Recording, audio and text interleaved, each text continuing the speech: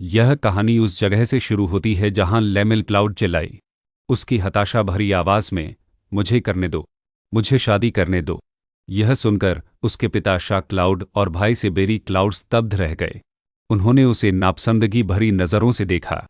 उसकी माँ Lara cloud ने निराशा में आह भरी, आज तुम इतनी बचकानी हरकतें क्यों कर रही हो? वह ज़मीन पर गिरकर रोने लगी, क्योंकि तुम मुझे इसकी इजाज़त ही नहीं दोगी। अगर तुम सच में मेरी शादी के इतने खिलाफ हो तो बस मेरे ऊपर पैर रख कर चली जाओ, क्यों नहीं?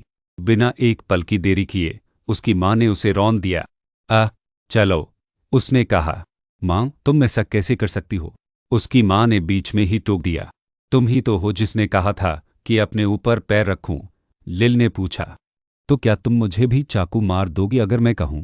उसकी माँ ने तलवार खींचते हुए बुदबुदाया, मुझे समझ नहीं आ रहा क्यों नहीं। फिर लिल जल्दी से पीछे हट गई। मैंने गलत कहा, प्यारी माँ। चलो सब पहले बैठते हैं, उसने थकी हुई आह भरते हुए सुझाव दिया। फिर उसने कहा, मैं इस बारे में गंभीर हूँ। फिर उसने पिता ने पूछा, कल तक तो तुम्हें शादी में भी कोई दिलचस्पी नहीं थी, डेटिंग की तो बात ही छोड़ो, अब अचानक शादी की जिद क्यों कर रही हो? मैंने तो कहा था, लिल ने अपनी आवाज़ को स्थिर करने की कोशिश करते हुए जवाब दिया। मैं तो बहुत समय से उनकी प्रशंसक रही हूँ, उसकी माँ ने भौहें चढ़ाईं। ठीक है, चलो यही बात है, लेकिन विस्काउंट अर्नन ही क्यों? आज सुबह उसे एहसास हुआ कि उसका पुनर्जन्म हुआ है। उसने एक समाचार लेख पढ़ा जिससे उसे अंदाज़ा हुआ कि वह किस दुनिया में है। यह काउंट रो अर्नन, वह किरदार। टूटी तलवार से उसने सोचा, मैं यूं ही किसी दुनिया में पुनर्जन्म नहीं ले रही। यह वही उपन्यास है जिसमें मेरा पसंदीदा किरदार था। मैं सचमुच रो से मिल पाऊंगी। इस नए जीवन को आशीर्वाद दें। टूटी तलवार एक दुखद कहानी थी जो रोवन के नज़रिए से कही गई थी, जो एक कुलीन शाही शूरवीर और पूजनीय नायक था। शुरू से ही उसका जीवन अभिशप्त था। उसके कट्टर विस्फोट ने उसे चलने या अपनी आभा का उपयोग करने में असमर्थ बना दिया। उसकी तलवारबाजी छीन ली गई। उसे शूरवीर के पद से इस्तीफा देने के लिए मजबूर किया गया। वहां से वह हार गया। सब कुछ, अपना परिवार, अपना घर, और एक खलनायक के रास्ते पर चल पड़ा। लिल ने अपनी मुट्ठियां भींच ली। मैंने चुपचाप खड़े होकर उसे इस तरह तड़पते देखने से इनकार कर दिया। वह जानती थी कि रो किसी अजनबी की मदद कभी स्वीकार नहीं करेगा। उसने तय किया कि ऐसे में मुझे पहले उसका करीबी सहयोगी बनना होगा। उसने अपने विकल्पों पर विचार किया। क्या मुझे उसका दोस्त बनना चाहिए? नहीं, एक दोस्त की एक सीमा होती है। फिर उसका प्रेमी, यह अच्छा होगा। लेकिन अगर हमारा ब्रेकअप हो गया तो क्या होगा? मुझे लगता है कि अब एक ही विकल्प बचा है। मैं उससे शादी कर लूंगा। मैं उसके खून से सने रास्ते को खूबसूरत फूलों के रास्ते में बदल दूंगी। वापस वर्तमान में उसकी माँ बहुत घबराई हुई लग रही थी। तुम उसकी हालत के बारे में जानती हो, है ना? फिर भी तुम उससे शादी करना चाहती हो? थक, उसने बिना किसी हिचकिचाहट के जवाब दिया। उसे याद है, मूल कहानी में रोलो ने बहुत कुछ खोया था, लेकिन आखिरकार उसने अपने दिल की गहराई को पा लिया, और इसके साथ ही वह फिर से चलने में सक्षम हो गया। उसने कहा, मुझे विश्वास है कि वह अपने पैरों पर वापस खड़ा हो सकता है, और जब वह ऐसा करेगा तो मैं उसके साथ रहना चाहती हूँ। उसकी माँ ने गुस्से से कहा, मिल, क्या तुम अब भी इसके खिलाफ हो? उसने अपनी माँ की तरफ देखते हुए सोचा, लेकिन फिर उसने अपना इरादा और कड़ा कर लिया। मैं अपने पसंदीदा किरदार को नहीं छोड़ सकती, उसने कहा। चाहे तुम इसका कितना भी विरोध करो, मैं पीछे नहीं हटूंगी। उसकी माँ नरम पड़ गई। जो चाहो करो। उसने हैरानी से अपनी माँ की तरफ देखा। उसकी माँ ने आगे कहा, शादी तुम कर रही हो, मैं नहीं। जो चाहो करो, उसने आश्चर्य से पलकें झपकाईं। यह इतना आसान है। नहीं, मैं इसकी इजाज़त नहीं दूंगा। एक आवाज़ गरजी। उसके भाई ने मांग की, दुनिया, क्या तुम इससे सहमत हो? यह सुनकर वह अपने पिता की ओर मुड़ी और सोचने लगी, क्या वह सचमुच अपनी बड़ी बहन के लिए चिंतित हैं? हे भगवान, मैं तो भावुक हो गई हूँ। इसका कोई मतलब नहीं है।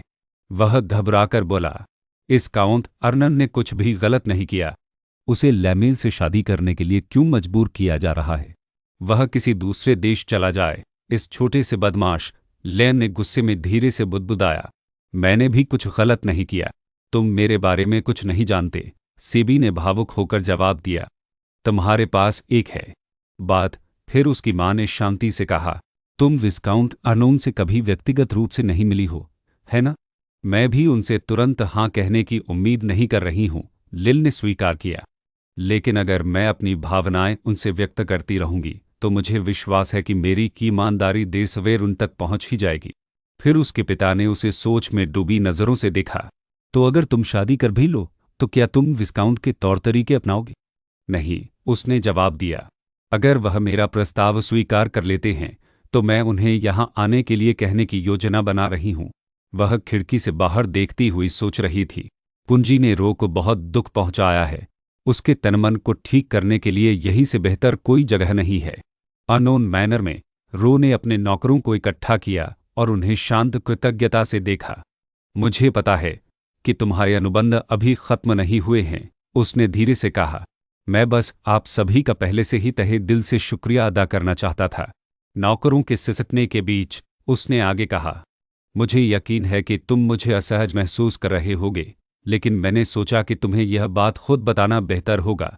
उसके एक बटलर ने कहा, हमें तुम बिल्कुल भी असहज नहीं लगते। तक रो ने कहा, मेरे स्वामी, मैं आपका बहुत सम्मान करता हूँ। आपके दयालु शब्दों के लिए धन्यवाद। रोअंक की आंखें झुक गईं।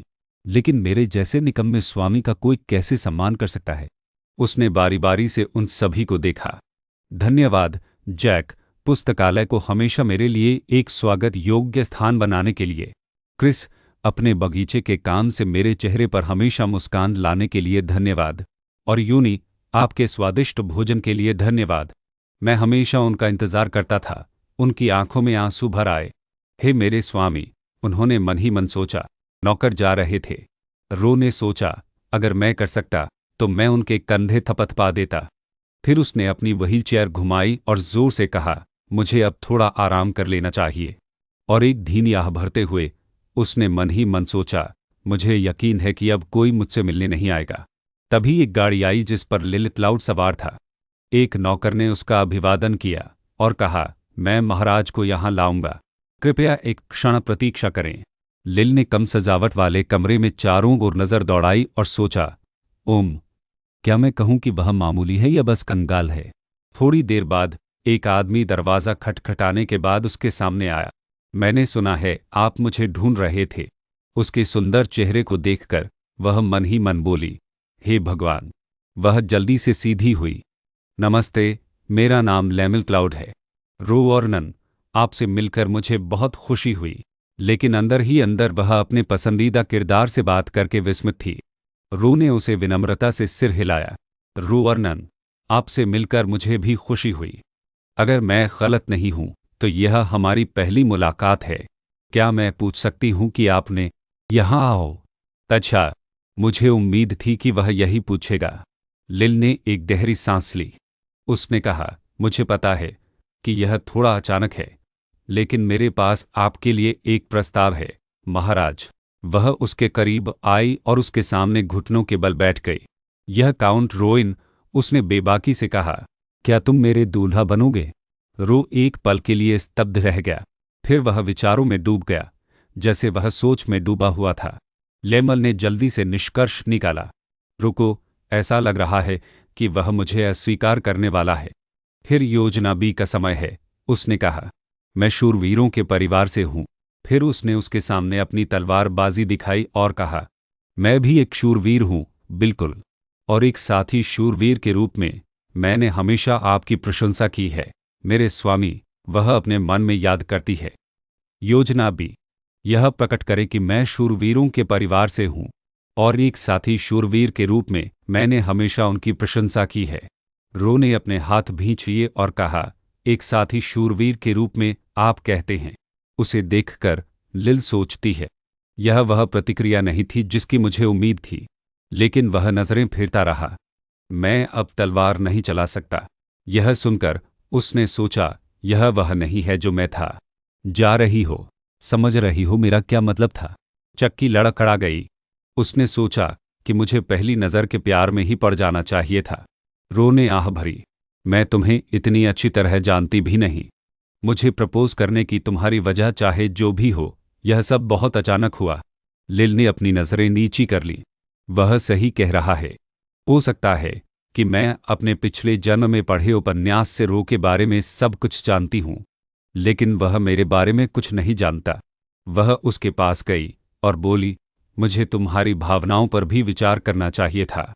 मुझे माफ कर दो। नहीं, रो ने धीरे से कहा, मुझे होना चाहिए। एक माफी मांग रहा था। तुमने मुझे सिर्फ प्रशंसा में प्रपोज किया था। उसने फिर कहा, मैं समझ रही हूं, है ना? वैसे भी मुझे एक ही बार में कामयाब होने की उम्मीद नहीं थी। लिल हल्के से मुस्कुराई।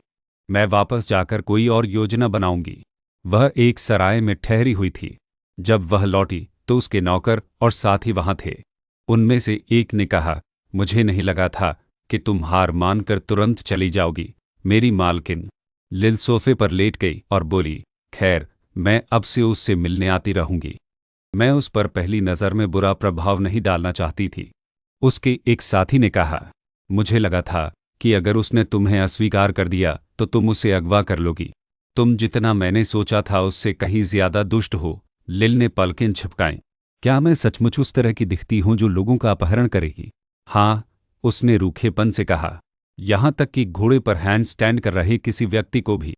दूसरे नौकरों ने एक साथ सिर हिलाया। लिल ने अपनी तलवार दिखाते हुए उन्हें घूरा। मैं इसे छोड़कर सीधे हत्या करना पसंद करूंगी। फिर यह सुनकर चुपचाप चली गई। मुझे रात का खाना तैयार करना चाहिए। मैं तुम्हारी मदद करूंगी। किसी ने बीच में कहा, मैं शराब खाने के मालिक से मिलने जा रही हूं। जैसे ही वे तित-बितर हुए, एक और आवाज आई। दरवाज़ा बंद होते ही उसे लगता है कि दूसरी कहानियों के मुख्य किरदार हमेशा अच्छी तरह से शादी कर लेते हैं। उसने कुछ दृश्यों की कल्पना की। नन्ही चिड़िया, तुमने मेरा दिल चुराने की हिम्मत कैसे की? अब तुम्हें मुझसे शादी करनी होगी। लिलू उस काल्पनिक पंक्ति पर हंसी, फिर आह भरी। शायद मुझे भी ऐसा ही साहस दिखाना चाहिए था और फिर तुरंत उन विचारों को खारिज कर देना चाहिए था। नहीं, तब तो वह मुझे बेधड़क अस्वीकार कर देता। अपना अस्तित्व बिखरता हुआ महसूस करते हुए नौकर वापस लौट आए। तई एक ट्रे लेकर अंदर आई। मेरी महिला, कृपया अपना खाना खा लीजिए। उसने उनकी तरफ देखा और कहा, आप लोग तो वापस आ ही गए। बहुत बढ़िया, आप सब बैठ जाइए। उसने मेज पर हाथ जोड़ लिए। मैं अकेले क्या कर सकती हूँ, इसकी एक सीमा है। इसलिए मुझे आपकी मदद चाहिए। उसने उनकी तरफ देखा, गंभीर भाव से, लेकिन उन्होंने ज्यादा ध्यान नहीं दिया और दूसरी बातें करने लगी। वह नाराज हुई, फिर उन्हें रिश्वत दी। एक सुझाव पर एक सोना। सभी का ध्यान केंद्रित हो गया। एक ने कहा, क्या आप कृपया एजेंडा फिर से बता सकते हैं? इस मुलाकात में चक्की ने जलती आंखों से कहा, मैं विस्काउंट टनन का मन कैसे बदल सकती हूँ? आपको उसे दिखाना चाहिए कि आप कितनी मजबूत हैं। एक व्यक्ति ने प्रस्ताव दिया। उसने उत्तर दिया, अस्वीकार कर दिया। दूसरे ने कहा, फिर उसे अपने धन से फुसलाओ। क्या तुम्हारे पास मेरी शक्ति और धन का बखान करने के अलावा कुछ है? लिल ने पूछा, कुछ अधिक रोमांटिक पक्ष की तरह। तीसरे ने कहा, लेकिन उन दोनों के अलावा तुम्हारे पास और कौन से अच्छे गुण हैं? लिल ने मुस्कुराते हुए कहा, मेरा चेहरा। लड़की ने पूछा, क्या तुम विस्काउंट अर्नन से ज्यादा सुंदर हो? मिल बड़बड़ाया, जाहिर है नहीं। लड़की ने कहा, देखो, कैरेल आशा से मुड़ी, क्या तुम्हारे पास कोई विचार है? मेरे मन में एक बात है। कैरेल हिचकिचाई। वह अपनी ओ की ओर मुड़ी। बाद में अर्न के मनोर में रो विस्काउंट रोसेन के साथ एक कांच के गोले का परीक्षण कर रही थी। जब कोई परिणाम नहीं दिखा तो एक अधेड़ उम्र के व्यक्ति ने कहा, यह अभी भी निष्क्रिय है। मुझे माफ कर दो। नहीं, सब ठीक है, रो ने धीरे से कहा। मुझे पता था कि इस शोध के सफल होने की संभावना कम है। उसने पूछा, ओह, क्या तुम्हारा काम हो गया? क्या आप अपनी प्रयोगशाला साफ कर रही हैं? उस व्यक्ति ने सिर हिलाया। हाँ, मेरा काम लगभग पूरा हो गया है। लेकिन जिन संदिग्ध लोगों का मैंने पहले जिक्र किया था वे वापस आ गए। जब मैंने उन्हें बताया कि शोध पूरा हो गया है तो वे काफी राहत महसूस कर रहे थे। ऐसा नहीं लगता कि उनका मकसद नतीजे चुराना था, रो सोचता है। तो फिर वे क्या चाहते होंगे? विषय बदलते हुए उस व्यक्ति ने पूछा, वैसे मैंने सुना है कि हाल ही में एक युवती आपसे मिलने आई थी। रो ने जवाब दिया, ओह हाँ, लेडी ले मतलब काउंट क्लाउड की बेटी। उसने पूछा, उसे यहाँ तक क्या लाया है? ये जवाब दिया, उसने मुझसे शादी के लिए पूछा। लेकिन मैंने मना कर दिया। उस व्यक्ति ने पूछा, क्या? ऐसा क्यों? रो ने नीचे देखा। उसने कहा कि वह एक साथी शूरवीर के रूप में मेरी प्रशंसा करती है, लेकिन अब मैं जैसी हूं, मैं कुछ भी नहीं हूं। वह व्यक्ति उछल पड़ा और बोला, यह सच नहीं है। आप एक अद्भुत व्यक्ति हैं, महाराज, लेकिन मैं भी कर्ज में हूं। रो ने धीरे से कहा, मैंने अपनी ज्यादातर संपत्ति बेच दी है, फिर भी मैं धन के मामले में उससे बहुत पीछे हूं। मैं उसे कभी खुश नहीं कर सकता। वह व्यक्ति खिड़की की ओर झुंझलाता हुआ चला गया। उसने पर्दा हटाकर उसने घोड़े की टापें सुनी। फिर वह रो की ओर मुड़ा और पूछा, तुम्हें क्या लगता है लेडी लैमर इस समय कहाँ हैं? उसने जवाब दिया, मुझे लगता है घर वापस आ गई होंगी। उस व्यक्ति ने पूछा, तो तुम्हें लगता है कि यह सब खत्म हो चुका है? रो ने जवाब दिया, क्या यह साफ नहीं है? उसने मुझे प्रपोज किया था, मैंने उसे मना कर दिया। बेशक यह सब खत्म हो चुका है, लेकिन दूसरे ने बाहर देखते हुए अपना सिर हिलाया। तुम्हारे जैसा नहीं। मुझे लगता है लेडी लैमर अभी हार नहीं मानने वाली हैं।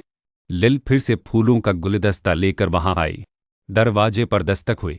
दरवाजे पर उसने आगे कहा, लेडी लेमेल क्लाउड आपसे मिलने आई हैं, मेरे स्वामी। मैं आपको फिर से प्रपोज करने आया हूं। लिल ने उसे गुलदस्ता देते हुए साहसपूर्वक घोषणा की। उसने कहा, जैसा कि मैंने पिछली बार बताया था, हम पहले कभी मिले भी नहीं हैं, अब मिले हैं। उसने खुशी से बीच में ही टोक दिया, हाहिर है, आप मुझे फिर से मना करने के लिए स्वतंत्र हैं। मैं आपको मजबूर नहीं कर रहा हूं। रो ने धीरे से आह भरी, तो मुझे डर है कि मुझे एक बार फिर मना करना पड़ेगा। माफ करना। कोई बात नहीं। नहीं, माफी मांगने की जरूरत है, लैन ने झट से जवाब दिया और बात टाल दी। वह मुस्कराई और सोचा, क्योंकि आज मैं सिर्फ इसीलिए यहां नहीं हूं। लेकिन अगर तुम्हें बुरा लगे, उसने थोड़ा और कहा, क्या तुम मुझे अपनी जागीर देखने की इजाजत दोगी? मुझे राजधानी की वास्तुकला में बहुत रुचि है। रोज का माथा थोड़ा ऊपर उठा। क्या यहाँ की वास्तुकला कुछ अलग है? मैं उस क्षेत्र में ज्यादा पारंगत नहीं हूं, उसने स्वीकार किया। रूर, लिल ने नाटकीय ढंग से छत के एक कोने की ओर इशारा करते हुए कहा, क्या तुम वहां वो कोना देख रहे हो? जिस तरह से यह विभाजित होता है वह राजधानी में घरों की एक विशिष्ट विशेषता है। रो ने उसकी उंगली का अनुसरण किया, स्पष्ट रूप से अनिश्चित। उसे पता नहीं है कि वह किस बारे में बात कर रही है। मैं समझता हूं, उसने धीरे से कहा। फिर अपनी व्हील चेयर घुमाते हुए कहा, तो मैं किसी को तुम्हें एक दौरा करवाता हूं। रुको, लिल ने बीच में ही टोक दिया, मैं खुद देखना चाहता हूं। क्या यह ठीक रहेगा? रो ने अपना सिर झुकाया। तुम्हारे अकेले? उसने जवाब दिया, जब आसपास दूसरे लोग होते हैं तो मुझे ध्यान केंद्रित करने में परेशानी होती है। तुम्हें पता है कि कुछ लोग नाटकों या कलाकृतियों का आनंद लेना पसंद करते हैं। खुद, उसने जवाब दिया, मैं समझ गया, तो फिर जैसा चाहो वैसा करो। वह छिपती हुई दूसरी मंजिल पर चली गई। उसने इधर-उधर देखा, यह सोचकर कि मैं योजना के अनुसार दूसरी मंजिल पर पहुंच ही गया। अब बस संयोग से उस लड़की से टकराना बाकी है। लेकिन मैं यह कैसे करूं? वह दालान में रुकी और अपनी योजना याद करने लगी। सबसे पहले तुम्हें उसके सबसे करीबी लोगों से दोस्ती करनी होगी। जो उसके सबसे करीब हैं, उसने पहले पूछा था। हाँ, जैसे उसके परिवार या दोस्त, कैरेल ने सलाह दी थी। उसने जवाब दिया, परिवार या दोस्त, लेकिन मुझे पूरा यकीन है कि उसका कोई परिवार नहीं बचा है। तभी उसके मन में एक विचार आया, रुको, रो की एक छोटी बहन है। वापस वर्तमान में वह उदास होकर जमीन पर गिर पड़ी। तो क्या हुआ अगर उसकी एक छोटी बहन है? मुझे तो यह भी नहीं पता कि वह कहाँ है। मुझे वापस जाकर इस योजना पर फिर से काम करना चाहिए। अचानक कोई उसके पास पहुंचा और बोला, माफ कीजिए, क्या आप ठीक हैं? एक धीमी आवाज ने पूछा। फिर चक्की घूम गई। ओह, मुझे लगता है मेरे सिर में थोड़ा दर्द हो रहा है, उसने मन ही मन कहा। मैंने उसे ढूंढ लिया। इतना तो आसानी से हो सकता है, लेकिन तुम ठीक से खड़ी भी नहीं हो सकती। तुम्हें लेटकर आराम करना चाहिए, लड़की ने चिंता जाहिर करते हुए कहा। लड़की ने उसे ऊपर खींचने की कोशिश की। लिल खड़ी हुई और बोली, शुक्रिया। वैसे तुम्हारा नाम क्या है? लड़की ने जवाब दिया, मैं आर्मी अर्नन हूं। फिर वह लड़की के छोटे से बिस्तर पर लेटी हुई अपने कमरे में चली गई। लिल को लगता है कि मैं उसके कमरे में पहुंच गई। अब योजना लगभग कामयाब हो गई है। आर्मी ने उसे उत्सुकता से देखा। तुम यहाँ क्यों आई हो, लेडी लेम? मुझे कुछ काम था, आदरणीय विस्काउंट अननोन के साथ चक्की लड़खड़ा गई। लड़की ने दोहराया, आदरणीय। चक्की चलती रही। हाँ, मैं शूरवीरों के परिवार से हूँ, इसलिए मैं हमेशा से उनसे मिलना चाहती थी। मेरा मतलब है उनसे मिलने का मौका। लेकिन मेरा बड़ा भाई अब तलवार नहीं चला सकता, आर्मी ने धीरे से कहा। ये भाई बहन भी बिल्कुल यही कह रहे हैं, लिल ने सोचा। फिर उसने पूछा, क्या तुम्हें अपना बड़ा भाई पसंद है, आर्मी? बिल्कुल, उसने आंखें चौड़ी करके कहा। रूर, लैम ने उससे पूछा, तुम्हें वह क्यों पसंद है?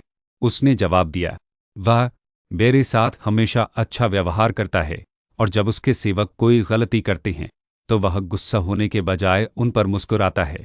लेमिल ने जोर देकर कहा। और कुछ? आर्मी ने आगे कहा, वह हमेशा ज़रूरतमंदों की मदद करना चाहता है, और अगर कोई मुसीबत से गुजरा है तो वह उसका दर्द उसके साथ महसूस करता है। सही कह रहे हो, आर्मी। लिल मुस्कुराई। तुमने अभी जो बताया वही वजह है कि मैं तुम्हारे भाई का सम्मान करती हूँ। फिर आर्मी ने कहा, मुझे लगता है कि हम दोनों में बहुत समानता है। फिर लैम ने उसके बगल में बिस्तर पर थपथपाया और कहा, मैं सहमत हूँ। तुम मेरे साथ यहाँ क्यों नहीं बैठती? हम कुछ और बातें। लड़की ने जवाब दिया। ठीक है। लैम ने उसे थपथपाया और पूछा, तो तुम क्या पढ़ रही थी? ओहो, यह किताब। आर्मी ने इसे ऊपर उठाया। इसका नाम है प्रक्रियाएं शिष्टाचार की। उसने पूछा, क्या यह तुम्हारे लिए बहुत मुश्किल नहीं है? लड़की झुक गई। सच कहूं तो मैंने इसका बहुत कुछ छोड़ दिया क्योंकि मुझे समझ नहीं आ रहा है, लिल ने कहा। तो क्यों न मैं अक्सर आकर तुम्हें शिष्टाचार के पाठ पढ़ाऊं? लड़की मुस्कुराई। सच में? लिल ने अपनी छोटी उंगली दिखाई और कहा, रूर, यह एक वादा है। दोनों ने अपनी छोटी उंगलियां आपस में जोड़ लीं। लिल सोचती है, मन ही मन, अगली बार आने का बहाना तो मिल ही गया। वाह, लिल मन ही मन चिल्लाई। इस प्यारे मुलायम स्ट्रॉबेरी मार्शमैलो की बदौलत मैं अब अपने मिशन के कदम और करीब पहुंच गई हूं। उस शाम LMZ में फूलों के रास्ते पर खूब टहलना। हाँ, रुको, मेरी औरत, कैरिल हकलाया। शिष्टाचार के नियमों के अनुसार कृपया मुझे बताए कि मैं यहाँ गलत हूँ। चाय के समय के बारे में सबसे बुनियादी शिष्टाचार बताए। देर मत करना, लेमन ने आत्मविश्वास से जवाब दिया। लेकिन कार्ल ठिठक गया। मेरी महिला, उसकी परिचारिका, विलाप कर रही थी। अभी अपनी किताब खोलो। अरे क्यों? लेमिल कराह उठा। उसे उस वादे पर पहले से ही पछतावा हो रहा था।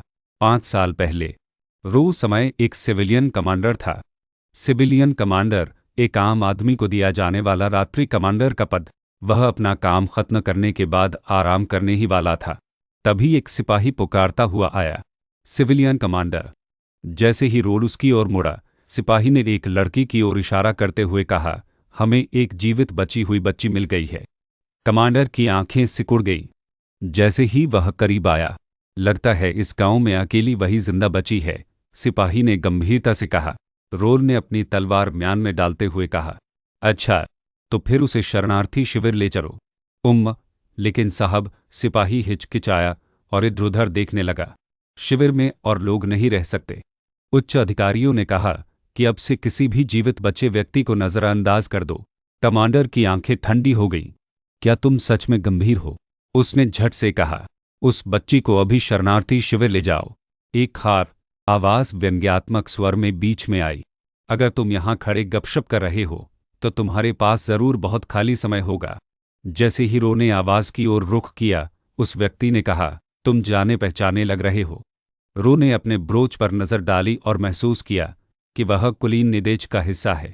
उसने झुककर कहा, मैं रो अर्नन हूं, नागरिक कमांडर। कुलीन ने आश्चर्य से बुदबुदाया, वह एक आम आदमी है। फिर बोला, रुको, तुम रो अर्नन? तो तुम वही राक्षस हो जो एक दिन में दर्जनों लोगों को मार सकता है। मुझे कभी उम्मीद नहीं थी कि मैं तुम्हें यहां देखूंगा। शूरवीर मुस्कुराया। आज तुमने कितनों को मारा? रो ने जवाब दिया, लगभग 20। शूरवीर चौंका। फिर बोला, वह उपलब्धि मुझे सौंप दो, फिर मैं उस छोटी बच्ची को शरणार्थी शिविर में जाने दूंगा। रो उसे घूरता रहा। वह क्या कह रहा है? उसने कड़वाहट से सोचा। क्या सभी कुलीन परिवारों के शूरवीर उसके जैसे होते हैं? उसने लड़की की तरफ देखा, फिर सिर हिलाया। बहुत अच्छा, जैसी तुम्हारी मर्जी। शूरवीर मुस्कुराया और उसके कंधे पर हाथ फेरा। तुम मेरे विचार से कहीं ज्यादा समझदार हो। फिर रो ने लड़की को देखा और मुस्कुराया। उसने उसे थपथपाया और फिर उसे अपने साथ कैंप ले गया। लैम के अपने जागीर में आने के बाद रो और आर्मी डिनर कर रहे थे। लेडी लिल आज मेरे कमरे में आई थी। आर्मी उत्साह से चमक उठी। वह बहुत सुंदर थी। रो ने पूछा, क्या आप लेडी लिल से मिले? आर्मी ने जवाब दिया, हाँ। उन्होंने कहा कि वह आपका बहुत सम्मान करती हैं, इसलिए हमने आपके बारे में खूब बातें की। उसने घबराकर जवाब दिया, मैं समझ गया। वह खुश होती रही। जब मैंने उसे बताया कि आप बहुत अच्छा, उसने सहमति जताई और रो शर्माते हुए खिलखिला उठी। आर्मी मुस्कुराया। ओह, उसने शिष्टाचार की किताब देखी जो मैं पढ़ रहा था और वादा किया कि वह मुझे सीखने में मदद करने के लिए अक्सर आएगी। उसने आर्मी की मदद करने की पेशकश की। रो के चेहरे पर द्वंद्वात्मक विचार गहरे हो गए। क्या उसकी मदद लेना सही है जब मैं पहले ही 2 बार उसका शादी का प्रस्ताव ठुकरा चुका हूं? लेकिन अगर तुम नहीं चाहते तो मैं उससे कुछ नहीं सीखूंगा, आर्मी ने जल्दी से कहा, उसकी हिचकिचाहट को साफ तौर पर भांपते हुए।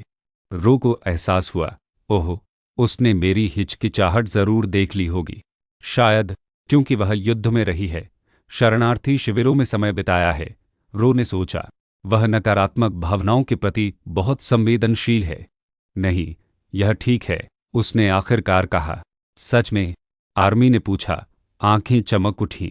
रो मन ही मन सोचता है, वह अपनी सामान्य पृष्ठभूमि के कारण कुलीन बेटियों से दोस्ती नहीं कर पाई है, लेकिन मेरे विस्काउंट खिताब के कारण वह आम लोगों से भी दोस्ती नहीं कर पाई है। इसलिए वह हमेशा अपनी किताबों के साथ अकेली रहती है। उसके लिए लेडी लेमेल जरूर एक दोस्त जैसा महसूस हो रहा है, शायद हमेशा के लिए उसका पहला दोस्त भी। रो हल्के से मुस्कुराई। मुझे तो बस हैरानी थी कि उसने इतनी उदारता दिखाई। अच्छा, तुम एक बहुत ही दयालु इंसान से मिले हो, उसने जल्दी से कहा। मैं उससे जल्द ही फिर मिलना चाहती हूँ। रो मन ही मन सोच रहा था कि अगर मैंने उसे लेडी एलमिल से मिलना बंद करने के लिए कहा होता तो वह कितनी निराश होती। उस दिन बाद में लेने शहर में टहलते हुए खुशी से हंसा। वाह, बहुत मजा आया मेरी लेडी, कैरेल ने अतिशयोक्तिपूर्ण धैर्य के साथ कहा। चूंकि तुमने पूरा दिन मजे किए हैं तो तुम्हें वापस आने के बाद थोड़ी पढ़ाई कर लेना। लिली एक पल के लिए ठिठक गई, फिर पलटी। तुम मुझे लगातार 3 दिन तक शिष्टाचार की शिक्षा लेने के लिए मजबूर कर रहे हो। तुम्हें मुझ पर जरा भी दया नहीं आ रही, कैरेल ने रूखेपन से कहा। अगर तुम इसे ऐसे कह रहे हो तो ऐसा लगता है कि तुमने पूरे 3 दिन पढ़ाई के अलावा कुछ नहीं किया। पाठ सिर्फ 30 मिनट के थे, लैम रो पड़ी। खैर, वो 30 मिनट 30 घंटे जैसे लग रहे थे। काल ने उसे टाल दिया। तुमने उन 30 मिनटों पर ध्यान भी नहीं दिया।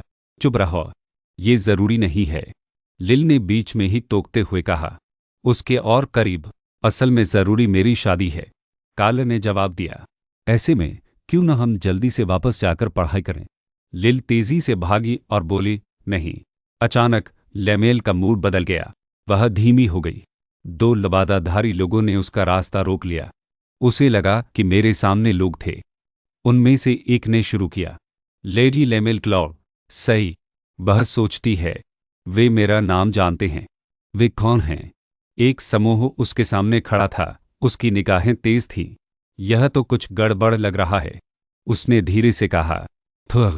तुम गलत इंसान को पकड़ लाए हो, उसने बात को टालने की कोशिश करते हुए कहा। एक ने हिचकिचाते हुए जवाब दिया, क्या यह सही है? लेकिन पहले ने उसे बीच में ही रोक दिया।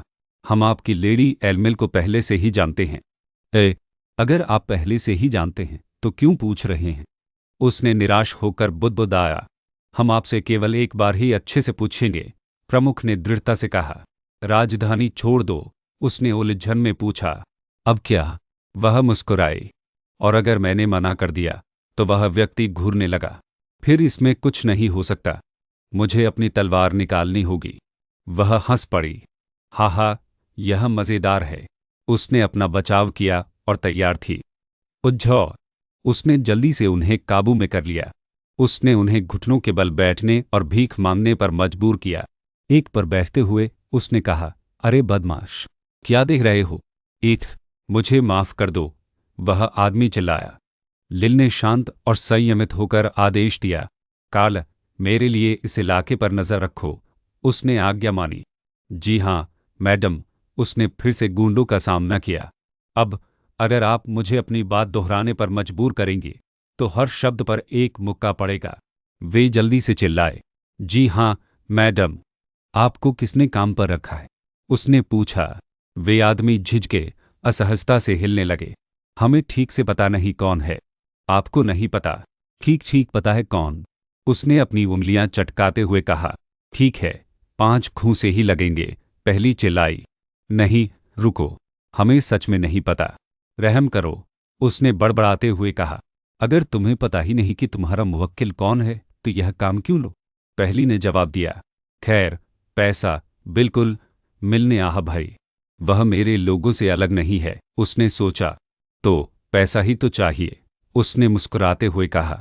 फिर मैं तुमसे एक दूसरा अनुरोध करती हूँ, माही, उनमें से एक ने जल्दी से बीच में ही टोक दिया। हालांकि हम पैसों के लिए पागल हो सकते हैं, हम अपने ग्राहकों के साथ कभी विश्वासघात नहीं करते। ओह सच में? लिमिल ने आश्चर्य से कहा। मुझसे गलती से यह छोटा सा कंकड़ गिर गया। मेरे घर में तो ढेरों कंकड़ पड़े हैं। उसने एक हीरा जमीन पर गिरा दिया। दोनों पुरुषों की आंखें चौड़ी हो गईं और वे तुरंत सीधे हो गए। हम यहाँ सेवा करने आए हैं, मेरी महिला। मेरा नाम गारन है, दूसरे ने कहा।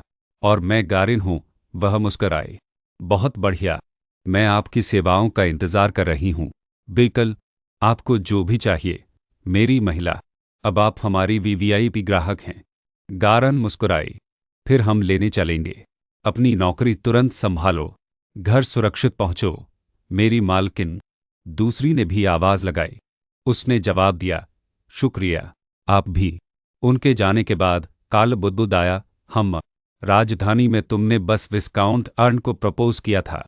यह कितना परेशान करने वाला है कि तुम्हें ऐसी धमकी मिली, लेकिन असल में तुम्हारे पास सिर्फ ताकत और पैसा है। लिल ने पूछा, क्या कोई ऐसा है जो नहीं चाहता कि मैं विस्काउंट अर्नन से मिलूं? कैरेल ने भी आवाज लगाई। क्या यह वाकई विस्काउंट ही हो सकता है? तुमने अभी क्या कहा? क्या कहते हो? मिल ने अचानक पूछा। कैरेल ने तुरंत अपना बयान वापस ले लिया। मेरा मतलब है, एक कुलीन महिला जो विस्काउंट को पसंद करती है, लिल ने कहा। मुझे इस बारे में नहीं पता, उसे याद है। मूल कहानी में रो का कभी कोई प्रेमी नहीं था। एक सेना ने तो यहां तक कहा था कि उनके यहां ज्यादा लोग नहीं आते। लेमिल ने भौहें चढ़ाईं। मैं कल खुद उससे पूछूंगी। अगले दिन वह एक चमकदार मुस्कान के साथ खड़ी थी। मैं बस यूं ही पूछ रही हूं, क्या तुम्हें आज मेरा प्रस्ताव स्वीकार करने का मन है? कहते हैं तीसरी बार का जादू। रो मुस्कुराए। हा, मुझे ऐसा लग रहा है तुम्हारा गुलदस्ता हर बार बड़ा होता जाता है। वह ठिठक गई। वह मुस्कान, क्या ऐसा हो सकता है? मुझे माफ करना, रो ने धीरे से कहा, लेकिन मुझे आज भी तुम्हें मना करना होगा। ठीक है।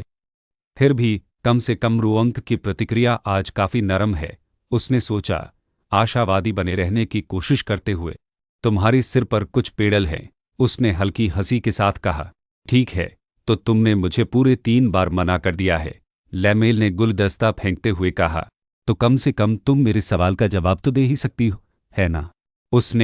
उसने झिझकते हुए उसकी तरफ देखा और पूछा, या तुम मुझे फिर से ठुकरा दोगे? वह हताश दिख रही थी। उसके चेहरे पर चमक थी। बहुत बहुत प्लीज, रो ने हल्की सी आह भरी। ठीक है, पूछो। हुर्रे, वह खुश हुई। फिर पूछा, संयोग से क्या तुम अभी किसी और को डेट कर रहे हो? वह पसीने से तरबतर हो गया। माफ करना, उसने कहा, मेरा मतलब है, जरा सोचो, अगर तुम्हारा पहले से ही कोई प्रेमी है तो मेरा बार बार प्रपोज करना ठीक नहीं है। नहीं, रो ने दृढ़ता से कहा, मैं डेट नहीं कर रही हूं इस समय कोई भी, उसने जोर देकर कहा। ओह, लेकिन तुम तो करते थे, उसने जवाब दिया। नहीं, कभी नहीं, उसने चौंक कर पूछा। तुमने पहले कभी किसी को डेट नहीं किया? उसने शर्माते हुए जवाब दिया। नहीं, मैंने नहीं किया। लिल ने उसे घूर कर देखा। शायद मुझे सचमुच उसका अपहरण कर लेना चाहिए। लेकिन फिर उसने भौहें चढ़ाईं। यह सोचते हुए, रुको, अगर इसमें कोई और महिला शामिल नहीं है तो मुझे धमकाने की कोशिश कौन कर रहा है? फिर रू ने लापरवाही से पूछा, वैसे लेडी लिल, क्या आपने सेना के शिष्टाचार का पाठ पढ़ाने की पेशकश की थी? उसने जवाब दिया, हाँ, यही। ठीक है, मैं अक्सर उससे मिलने और उसे पढ़ाने की योजना बना रहा हूँ। मुझे उम्मीद है कि तुम्हें कोई आपत्ति नहीं होगी। उसने कहा, बिल्कुल, असल में मैं तुम्हारा आभारी हूँ। ओह, लेकिन क्या तुमने यहाँ आने से पहले कुछ खाया है? उसने शुरू किया। बिल्कुल। वह रुकी, उसे झुकते हुए देखा और जल्दी से कपड़े बदल लिए। सोच रही थी पहले ही खा लूंगी, लेकिन मुझे कुछ काम था, इसलिए अभी भूख लगी है। उसने मन ही मन कहा, तुम्हारे लिए मैं ऐसे खाऊंगा जैसे यह दिन का मेरा पहला खाना हो। उसने कहा, यह बिल्कुल सही है।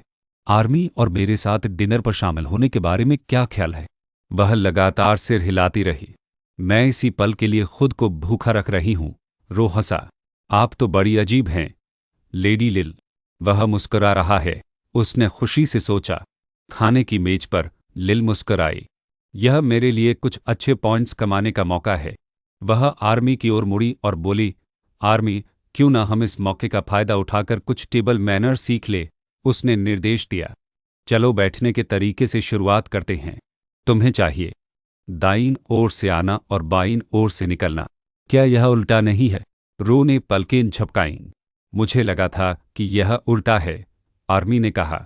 लिल घबरा गया। क्या यह उल्टा है? फिर जल्दी से बोला, मैं तो बस गलत जानकारी के साथ तुम्हारा परीक्षण कर रहा था। आर्मी ने जवाब दिया। मैं समझ गया, लिल ने कहा। क्यों? हाँ, जैसे मैं इतना अनजान होऊंगा, है ना? लेकिन कुछ ही क्षणों बाद आर्मी ने एक और बिंदु पर सवाल किया, क्या यह केवल मछली के व्यंजनों के लिए नहीं है? लिल ने कहा, मैंने यह जानबूझकर गलत कहा। तुम बहुत होशियार, आर्मी। रोल ने भी गौर किया। क्या यह बाएं हाथ से नहीं करना चाहिए? वह घबराकर हंस पड़ी। ठीक है, तुम्हें बेवकूफ़ बनाना नामुमकिन है ना? हा हा, छाप छोड़ने की उसकी योजना धरी की धरी रह गई। कुछ पल बाद रो ने कहा, मुझे लगता है कि बस इतना ही काफ़ी है, लेडी लैमेल। वह घबरा गई और सोचने लगी, अरे नहीं, उसे ज़रूर समझ आ गया होगा कि मुझे शिष्टाचार के बारे में कुछ नहीं पता।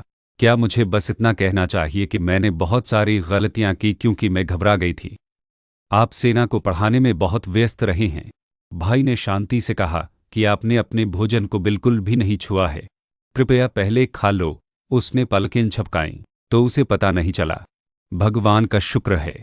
जरूर, उसने प्रसन्नता से कहा, राहत के साथ भोजन में डूब गई। अगले दिन रो लिल का इंतजार कर रहा था। उसने दरवाजे की तरफ देखा और सोचा कि वह हमेशा इस समय के आसपास आती है। क्या वह आज नहीं आ रही थी? वह थोड़ा उदास होकर झुक गया। फिर एक दस्तक उसे वापस लाती है। मैं क्या सोच रहा हूँ? फिर वह सोचकर खुश हो जाता है। वह यहाँ है। अंदर आओ, उसने पुकारा। बाहर। तभी दरवाज़ा खुला। एक जानी पहचानी आवाज़ आई। काफ़ी समय हो गया, महाराज। विडेल, रो ने आश्चर्य से कहा। विडेल ने अभिवादन किया। बहुत समय हो गया, कमांडर से नहीं मिले। रो ने उससे पूछा, तुम यहाँ क्यों आए हो? विडेल एक दस्तावेज दिखाते हुए पास आया। इस काउंट रोसेन ने मुझे आपके पेंशन आवेदन का ध्यान रखने के लिए कहा है। रो ने उलझन में पूछा। मेरी पेंशन? उसने आह भरी। राष्ट्रीय पेंशन के सदस्य सेवानिवृत्ति पर पेंशन प्राप्त कर सकते हैं। क्या आपको इस्तीफा देते समय किसी ने इसके बारे में नहीं बताया? नहीं, रो ने धीरे से नीचे देखते हुए कहा। यह पहली बार है जब मैं सुन रहा हूँ इस बारे में। उसकी आंखें गहरी हो गईं। लेकिन ऊपर वालों को मेरी आर्थिक स्थिति के बारे में जरूर पता होगा। उनमें से किसी ने मुझे क्यों नहीं बताया? विडेल ने ध्यान दिया और कहा, मुझे पता था। रईस लोग सचमुच कुछ भी ठीक से नहीं कर पाते। फिर वह जल्दी से मुस्कुराया और सीधा हो गया। चिंता मत करो, महाराज। वित्त मंत्रालय के एक अधिकारी के रूप में मैं यह सुनिश्चित करूंगा कि आपको वह सब कुछ मिले जिसके आप हकदार हैं। रो ने पूछा। क्या? एक अधिकारी? आपने आदेश छोड़ दिया? अच्छा, देखा, उसने शर्मिंदगी से कहा। आपके जाने के बाद काम का बोझ काफी बढ़ गया। असहनीय? कैसे? उसने पूछा। जब भी कोई समस्या होती, उच्च अधिकारी तुरंत हमारी टीम भेज देते, विडेल ने बताया। और ऐसा भी नहीं है कि साम्राज्य में हम अकेले शूरवीर हैं। लेकिन एक पूरी नागरिक सेना को बर्खास्त करना अच्छा नहीं लगेगा। इसलिए कुछ लोगों ने अनुमान लगाया कि उच्च अधिकारियों ने जानबूझकर हम आम लोगों को युद्ध के मैदान में मरने के लिए भेजा था। इसीलिए मैं चला गया। उन्होंने मेरी सुरक्षा के लिए काम खत्म किया। मैं एक मंत्रालय का अधिकारी बन गया। आपने बहुत कुछ सहा होगा। रो ने उसे गिरते हुए देखकर बुदबुदाया। लियल सोचता है कि शायद अब मुझे ये निराशाजनक बातें बंद कर देनी चाहिए। फिर उसने कहा, अरे हाँ, मेरे पास भी एक अच्छी खबर है जो मैं तुम्हें सुनाना चाहता हूँ। मैंने हाल ही में अपने गृहनगर में शादी की है और मेरी पत्नी का नाम रो है। तुम्हारी पत्नी का नाम कीरा है ना? यह सुनकर विडेल चौंक गया। क्या? तुम्हें कैसे पता चला? रो हंसा। मुझे कैसे पता नहीं चलता? अगर मुझे पता न चलता तो अजीब होता। जब तुम दोनों हमेशा साथ रहते थे, उसने जवाब दिया। ऐसा नहीं था कि हम हमेशा साथ रहते थे। वह बस मुझे पीटने के लिए हमेशा मुझे ढूंढ लेती थी। वह हंसा।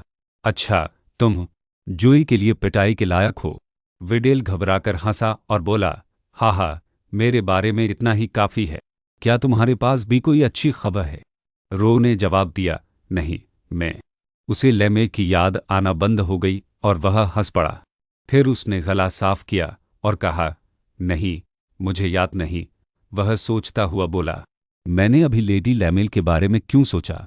तुम झिझक रहे थे, विडेल ने आंखें सिकोड़ते हुए कहा। उसने उसे तंग किया। मैं सच कह रहा हूं, रो ने जोर देकर कहा। विडेल उसे घूर रहा था। उसकी आंखें शरारती थीं। वह आमतौर पर बस हंसकर टाल देता है, लेकिन आज उसका व्यवहार थोड़ा अजीब है। फिर उसने कहा, मैं इस समय बिजनेस में हूं, तो क्यों ना अगली बार इस बारे में विस्तार से बात करें? ठीक है, तो चलिए मेरे पेंशन आवेदन पर वापस आते हैं। रो मान गया। जरूर। जैसे ही उसने अपने कागजात देखे, विडेल के विचार गंभीर हो गए। मुझे लगा था कि उसकी आर्थिक स्थिति ठीक होगी, लेकिन यह बिल्कुल उलट है। मुझे हैरानी है कि उसने अब तक खुद को संभाले रखा है। ऐसा कैसे हुआ? उसने बहुत संघर्ष किया होगा, अपने आप पर बहुत कुछ। मुझे अब से उसकी मदद करने की पूरी कोशिश करनी होगी। उसने दृढ़ता से अपनी मुट्ठियां भींच ली और कहा, चिंता मत कीजिए महाराज, आपकी आर्थिक स्थिति को कुछ मदद की जरूरत है, लेकिन पेंशन मिलने के बाद सब ठीक हो जाएगा। बस मुझ पर भरोसा रखिए महाराज। रो का दिल छू गया और उसने कहा, हाँ, मैं करूँगा। कुछ दिनों बाद विडेल का एक पत्र आया। उसमें लिखा था, मुझे बहुत खेद है महाराज, मुझे नहीं लगता कि आपको पेंशन मिल पाएगी। जब मैंने अपने सुपरवाइजर से कारण पूछा, तो उन्होंने बस इतना ही कहा कि उपमंत्री इसे मंजूर नहीं करेंगे। यह अजीब था। मेरे सुपरवाइजर भी इस फैसले को समझ नहीं पाए। मैं उपमंत्री से इसके बारे में पूछता रहा, लेकिन हर बार एक ही जवाब मिला, मुझे पता है कि आप उस तरह के इंसान नहीं हैं, लेकिन अगर ऐसा है तो बता दूं कि क्या उपमंत्री के साथ आपके रिश्ते ठीक नहीं हैं? पत्र पढ़ते हुए रो ने कहा, बिल्कुल नहीं, मैं वित्त मंत्रालय में किसी और को जानता भी नहीं हूं। फिर उन्होंने पढ़ना जारी रखा, मैं इसे जारी रखूंगा। इस मामले की जांच कर रहा हूं। मुझे आपको यह बुरी खबर सुनाने के लिए सचमुच बहुत दुख है। रो निराशा में डूब गया। उसने सोचा कि विडेल को माफी मांगने की जरूरत नहीं है। उसने कुछ भी गलत नहीं किया। मैंने बस अपने आसपास के लोगों को तकलीफ दी। पहले मेरा दिल टूट गया, फिर मेरे इलाज के लिए शोध विफल हो गया, और अब मैंने अपनी उम्मीद की एक नई किरण भी खो दी है। क्या मैं बस बदकिस्मत हूं? वह दीवार के पास गया जहां उसकी तलवार लटकी हुई थी। उसने अपनी तलवार निकालते हुए कहा, काश मैं अपनी नाभा फिर से इस्तेमाल कर पाता। उसने अपनी तलवार घुमाई, लेकिन कुछ नहीं हुआ। उसने उपहास किया खुद से, मुझे क्या उम्मीद थी कि मेरा आभामंडल चमत्कारिक रूप से मेरे पास लौट आएगा। अचानक लैमेल उनके कदमों की आहट के साथ आई। उसने फट से दरवाज़ा खोला और पुकारा, यह काउंट अर्नन है, शुभ दोपहर। जैसे ही वह उसके पास गई, उसकी सांस रुक गई। क्या हो रहा है? वह ऐसा क्यों दिख रहा है? रोल ने उदास होकर कहा, ओह, स्वागत है लेडी लैमेल। उसकी तलवार देखकर वह रुक गई। लगता है यह गलत समय है। नमस्ते, उसने झिझकते हुए कहा। उसने पूछा, क्या आप यहाँ हैं? मुझे फिर से प्रपोज करने के लिए? मुझे पता है कि शायद यह सही मूड नहीं है। लेकिन वह अचानक मुस्कुराई और पोज देने लगी। यकीन मानिए, मैं हूं, उसने मन ही मन कहा। तुम्हें लगता है मैं इतनी आसानी से पीछे हट जाऊंगी? थोड़ी सी असहजता का विराम आया। फिर रो ने कहा, मुझे माफ करना लेडी एलमिल। वह हल्के से हंसी। हा, आपको माफी मांगने की जरूरत नहीं है। लेकिन उसकी मुस्कान थोड़ी धीमी हो गई। मेरे मालिक, क्या कुछ हुआ है? नहीं, उसने उसकी नजरों से बचते हुए जवाब दिया। कुछ भी नहीं। वह घबरा गई अंदर से। लेकिन तुम सचमुच दुनिया के सबसे उदास इंसान लग रहे हो। ऐसा भी नहीं है कि मैं उससे इस बारे में बार बार सवाल कर सकूं। हे भगवान, ये तो मुझे पागल कर रहा है। उसने बढ़ती चिंता से उसकी तरफ देखा। आह, मैं समझ गई। उसने जल्दी से खिड़की की तरफ इशारा किया। देखो महाराज, क्या आज मौसम बाकी अच्छा नहीं है? उसने जवाब दिया। हाँ बिल्कुल, उसने सुझाव दिया। तो फिर क्यों न हम सेना के साथ थोड़ी सैर पर निकल जाए? प्रस्ताव के लिए शुक्रिया, उसने विनम्रता से कहा। लेकिन मुझे डर है कि मुझे काम निपटाना है। उसने रुकी और फिर आगे बोली। फिर भी ऐसे दिन को यूं ही बर्बाद करना अफसोस की बात होगी। तुम और आर्मी क्यों नहीं चले जाते? आर्मी के साथ गाड़ी में बैठे हुए एलमिल सोच रहा था, आखिर रो को क्या हो गया? आर्मी गाड़ी में पीछे की ओर झुक गई। वाह, यह गाड़ी कितनी आरामदायक है। लैमेल का रूखा जवाब देखकर आर्मी बोली, काश रो हमारे साथ आ जाता। फिर उसने खुद को संभाला। उफ, मैं रो के बारे में बहुत ज्यादा सोच रही थी। आर्मी ने घबराकर कहा। वह आज सुबह तक ठीक था। यह सुबह? लेमल ने दोहराया। हाँ, मैंने तब उसके दोस्त का एक पत्र दिया था, आर्मी ने समझाया। वह उनके पत्र का इंतजार कर रहा होगा, क्योंकि जैसे ही उसने देखा कि यह किसका है, वह मुस्कुराया। मुझे लगता है उनका नाम विडेल था। रुको, विडेल? लिल जम गया। कहानी में रो के साथी का नाम यही है। अगर यह विडेल का पत्र था तो हम उस हिस्से में होंगे जब उसकी पेंशन अस्वीकार कर दी जाती है। लेकिन उपमंत्री उसकी पेंशन क्यों अस्वीकार करते हैं? उपन्यास में वित्त मंत्रालय के बारे में ज्यादा उल्लेख नहीं किया गया है। खैर, मुझे लगता है कि वह हिस्सा जब रो ने घायल शूरवीरों को उचित मुआवजा दिलाने के लिए अकेले उनसे लड़ाई लड़ी थी। लेडी लेमेल आर्मी की आवाज ने उसे पीछे खींच लिया। क्या तुम्हारे दिमाग में कुछ है?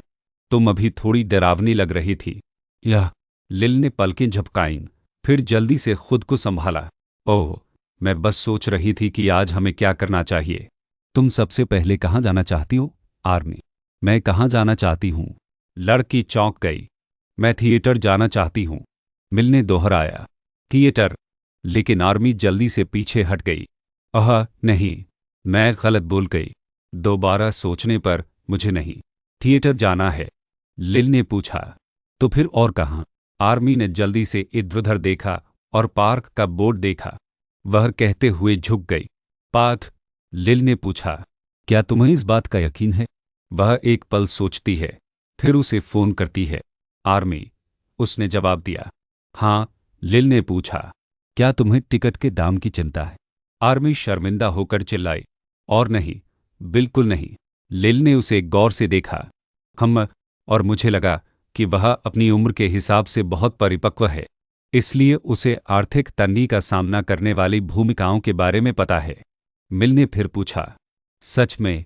आर्मी ने झुंझलाहट में अचानक कहा। हाँ, सचमुच। दरअसल मुझे मंदिर के बेहद लोकप्रिय सफ़ेद फूल को देखने की जरा भी परवाह नहीं है। ओह, मिल मुस्कुराई। खैर, यह तो बहुत बुरा हुआ। आर्मी ने पूछा। क्या? मिल उदास होने का नाटक कर रही थी। मुझे थिएटर जाना बहुत पसंद है। सच में? आर्मी ने पलकें झपकाईं। लैम को ऐसा लगता है। यह देखकर उसने लालच में आ गई। लिल ने नाटकीय ढंग से आह भरते हुए सिर हिलाया। लेकिन मुझे वहां अकेले जाना बिल्कुल पसंद नहीं। इसीलिए जब तुमने कहा कि तुम जाना चाहती हो तो मैं बहुत खुश हुई थी, आर्मी ने जवाब दिया। लेकिन टिकट बहुत महंगे हैं। लिल ने रोने का नाटक किया। मुझे लगा था कि आखिरकार मुझे एक थिएटर दोस्त मिल ही गया, लेकिन लगता है मैं गलत थी। उसने नाक सिकोड़ी। मगरमच्छ के आंसू। तो क्या हमें साथ चलना चाहिए? आर्मी ने सावधानी से पूछा। लिल ने जवाब दिया। नहीं, मैं तुम्हें किसी भी तरह से मजबूर नहीं करना चाहती। आर्मी आखिरकार मान गई। दरअसल मैं थिएटर जाना चाहती हूँ, लेमिल ने जोर देकर कहा। सच में? उसने जवाब दिया था। लिल ने आगे कहा। तुम झूठ तो नहीं बोल रही हो? आर्मी उत्साह से उछल पड़ी। नहीं, मैं नहीं बोल रही। मैं सचमुच जाना चाहती हूँ। सच में जाना चाहती हूँ। लिल गर्मजोशी से मुस्कुराई। सच में? मैं बहुत आभारी हूं कि तुम मेरे साथ चलोगी। तो फिर मुझे टिकट खरीदने दो। आर्मी ने घबराहट से पूछा। क्या तुम्हें यकीन है कि सब ठीक है? लिल ने उसे थपथपाते हुए कहा। बिल्कुल, सब ठीक है। गाड़ी थिएटर की ओर चल पड़ी। इस बीच रो शराब पीते पीते बेसुध हो रही थी। नाटक के बाद वे एक कैफे में गए। शराब पीते पीते कीला मिल ने पूछा, क्या तुम्हें आर्मी नाटक पसंद आया? हाँ, उसने जवाब दिया। उसकी आंखें अभी भी उत्साह से फूली हुई थी। यह मेरे अनुमान से भी ज्यादा मजेदार था। मुझे खास तौर पर वह दृश्य पसंद आया जहां मुख्य पात्र की बीमारी चमत्कारिक ढंग से ठीक हो गई। हाँ, मुझे लगा, मिल ने मुस्कुराते हुए कहा। इसमें कोई आश्चर्य की बात नहीं है। यह एक ऐसे व्यक्ति के बारे में एक प्रेम नाटक था जो एक लाइलाज बीमारी से उबर रहा था। शायद आर्मी ने मुख्य पात्र को देखकर रो के बारे में सोचा होगा, लेकिन कहानी का अंत सुखद था और लेमेल को उम्मीद थी कि यह दिन आर्मी के लिए एक यादगार दिन बन जाएगा। फिर आर्मी ने बाहर देखा और इशारा किया। सोचो तो, मैं भी एक बार रो के साथ इसी गली में चला था। यह सुनकर लेन को लगता है कि उपन्यास में इसका जिक्र कभी नहीं हुआ। आर्मी ने आगे कहा, मैं पहली बार राजधानी आया था और रोज जब भी मौका मिलता मुझे शहर घुमाने ले जाता था। मुझे तरह तरह के लजीज खाने का मौका मिला और घूमने के लिए कई दिलचस्प जगहें भी थीं। लिल ने कहा कि विकाउंट अर्नन वाकई बहुत दयालु इंसान हैं। हमें अगली बार वह नाटक साथ में देखना था। आर्मी धीरे से बोली। उसकी आवाज़ धीमी हो गई। सच कहूं तो मुझे अभी भी यकीन नहीं हो रहा कि मेरा बड़ा भाई अब चल नहीं सकता। लिल हर्म के पास पहुंचती है। आर्मी, वह फिर से चल पाएगा। उसे याद है। मुझे पूरा यकीन है। यह उपन्यास का एक प्रमुख कथानक बिंदु था। आर्मी ने सिर हिलाया और कहा, लेकिन मुझे चिंता हो रही है। वह हाल ही में बहुत उदास लग रहा है। जब वह विस्काउंट रोजेन के साथ शोध पर काम कर रहा था तब वह ठीक लग रहा था, लेकिन अब वह हर समय उदास ही रहता है। तो उसने देखा है कि रोजेन इन दिनों बहुत बीमार है। लिल ने अचानक तनाव में आकर सोचा, मैं उसे कैसे दिलासा दूं? इसीलिए आर्मी ने आगे कहा, आशा और झिझक के मिले जुले भाव से लमेल की ओर देखते हुए, मैं आपसे एक एहसान मांगना चाहता हूं, लेडी लमेल। लमेल सोचती है, आर्मी मुझसे एक एहसान मांगना चाहती है। आर्मी ने आगे कहा, क्या आप राजधानी में रहते हुए अक्सर हमसे मिल सकती हैं? मुझे लगता है कि आप मेरे बड़े भाई के उदास जीवन में कुछ रंग भर रही हैं। लड़की की आवाज़ में ईमानदारी सुनकर लिल का दिल बैठ गया। मैं बहुत प्रभावित हूँ। आर्मी इस तरह सोचती है। मुझे चिंता थी कि मैं रो का समय बर्बाद कर रही हूँ। जरूर, उसने खुशी से कहा। हालांकि मैं भी तुमसे एक एहसान मांगना चाहती हूँ। वह शरारत से हंसी। फिर वे एक बुटीक गए। लिल ने पेशकश की, चलो, जो चाहो चुन लो। आर्मी चौंक गई। माफ करना, ड्रेस से तुम्हारा क्या मतलब है? तुम्हें मिस आर्मी के लिए एक ड्रेस खरीद कर शुरुआत करनी चाहिए। मिल के दिमाग में एक आवाज ने सलाह दी। उसे काल के साथ अपनी बातचीत याद आ गई। उसने इशारा करते हुए कहा, क्या यह बहुत घिसा पिटा नहीं है? कैरिल ने जवाब दिया, तुम तो बिल्कुल नासमझ हो। उपहार जितना ज्यादा चमकदार होगा उतना ही लंबे समय तक याद रहेगा। देखो, जब भी मिस आर्मी ड्रेस पहनती है तुम उसके लिए खरीदा है तो वो तुम्हारे बारे में सोचेगी और बात यही खत्म नहीं होती। विस्काउंट अर्नन भी इसे देखकर तुम्हें याद करेंगे। मिल ने तर्क दिया, कोई भी साधारण ड्रेस ऐसा नहीं कर पाएगी। कैरिल ने पूछा, तो क्या तुम्हारे पास कोई बेहतर आइडिया है? उसने जवाब दिया, नहीं। अब वापस। लिल सोचती है, यह थोड़ा अजीब लगता है, लेकिन यह काम कर सकता है। सेना ने अलग अलग ड्रेसेस पहनी। हे भगवान, कितनी प्यारी हैं। लिल बुटीक के अंदर चीखी, मैं सब ले लूंगी। लिल, ये तो बहुत ज्यादा है। आर्मी ने घबराकर विरोध किया, मैं इतना महंगा तोहफा स्वीकार नहीं कर सकती। उसने कपड़े बदलते समय जरूर कीमत के टैग देखे होंगे। लैन को एहसास हुआ, लेकिन वह इतनी आसानी से पीछे नहीं हटेगी। तुमने मेरे साथ एक समझौता किया है, उसने दृढ़ता से कहा। तुम्हें इसे पूरा करना होगा। क्या हम यूं ही मान सकते हैं कि ऐसा कभी हुआ ही नहीं? आर्मी ने विनती की। लिल सोचती है, ऐसा लग रहा है कि मैं तुम्हें कपड़ों से परेशान कर रही हूँ। बिल्कुल नहीं, लेमिल ने कमर पर हाथ रखते हुए कहा। एक महिला को हमेशा अपना वचन निभाना चाहिए। उसे लगता है कि मैं यहाँ एक बुरा इंसान बनता जा रहा हूँ, लेकिन आर्मी ने फिर भी विरोध किया। तो ठीक है, लिल ने हार मानने का नाटक करते हुए आह भरी। आर्मी ने जोर देकर कहा, मैं तुम्हारे लिए सिर्फ 5 ड्रेस खरीदूं। क्या एक ही काफ़ी है? तो 4, लेमिल ने आंखें सिकोड़ते हुए कहा। मैं इससे ज्यादा नहीं मानूंगी, आर्मी ने जारी रखा। 2, इससे ज्यादा नहीं, लिल ने जवाब दिया। जैसे मैं इतनी आसानी से पीछे हट जाऊंगी। ठीक है, 3 ही सही। यह बातचीत खत्म। माफ कीजिए, लिल ने क्लर्क को बुलाया। मैं अभी भुगतान करना चाहती हूँ। आर्मी ने फिर भी कोशिश की, लेकिन क्लर्क। हाँ मैडम। ओह, 1 मिनट रुकिए, मैं सिर्फ 3 ही खरीद सकती हूँ। उसने नाटकीय ढंग से आह भरी, लेकिन आर्मी ने मुस्कुराते हुए उसकी तरफ देखा और धीरे से कहा, शुक्रिया लेडी लेमिल, मैं इन्हें ध्यान से पहनूंगी। नहीं, चिंता मत करो, लिल ने कहा। कपड़े तो वैसे भी पहनने के लिए ही होते हैं, इन्हें मेरे लिए हमेशा पहना। ठीक है, अब आगे। मैं उसके लिए एक इमारत खरीदूंगी, उसने उत्साहित होकर सोचा। यह उपहार योजना कमाल की है। देखो वह कितनी खुश है। फिर उसने एक कागज पर अपना पता लिखा और आर्मी को दे दिया। यह उस सराय का पता है जहां मैं ठहरी हूं। अगर आप कभी मुझसे संपर्क करना चाहें तो मुझे वहां एक पत्र भेज दीजिएगा। हाँ, उसने शर्मीली मुस्कान के साथ कहा। बेझिझक मुझसे कभी भी संपर्क करें। मन ही मन उसने प्रार्थना की, कृपया। मुझे उम्मीद है कि जब समय आएगा तो वह मुझसे मदद मांगेगी। देर रात आर्मी हवेली लौट आई। फिर उसने पूछा, रू कहाँ है? ओह, नौकर ने जवाब दिया, महामहिम अपने कार्यालय में हैं। आर्मी मुस्कराई।